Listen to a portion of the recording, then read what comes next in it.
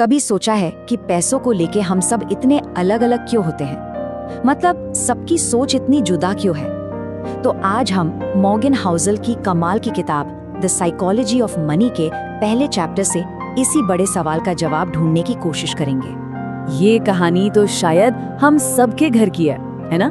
हमारे पेरेंट्स वो एफडी को ही सबसे सेफ मानते हैं और हम लोग स्टॉक्स और इक्विटी में अपना फ्यूचर देखते हैं। तो सवाल ये है कि सही कौन है? क्या वो सही है या हम?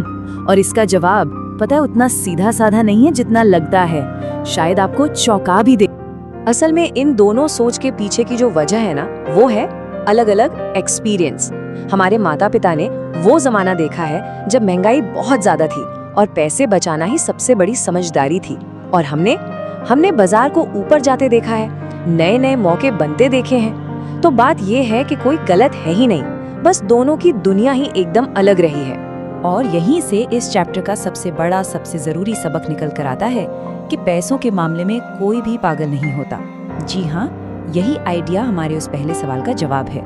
तो चलिए थोड़ा और गहराई में उतरते हैं और समझते हैं कि हमारे फाइनेंशियल फैसलों के पीछे की असली वजह, असली ताकत क्या है। इस पूरी बात को ना एक लाइन में बहुत ही खूबसूरती से समझाया गया है। मॉर्गन हाउसल कहते हैं, लोग पैसों को लेके गलत नहीं होते, बस उनकी कहानी अलग होती है। जरा एक पल के लिए इस लाइन के बारे में सोचिए।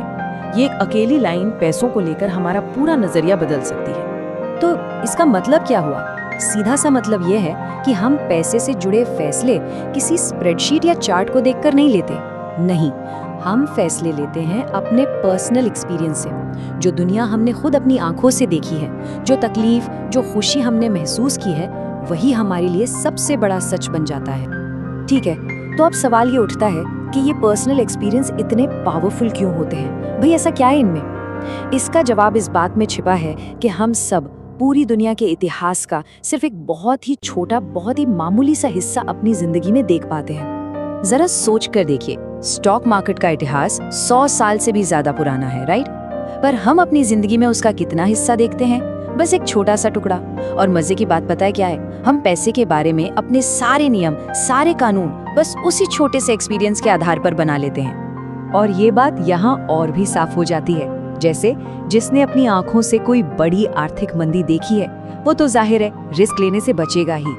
और जिसने बाजार को सिर्फ ऊपर ही जाते देखा है, वो एकदम निडर होकर पैसा लगाएगा। और सोचिए, जो बचपन में तंगी में पला बड़ा हो, उसके लिए तो बचत ही सब कुछ होगी, है ना?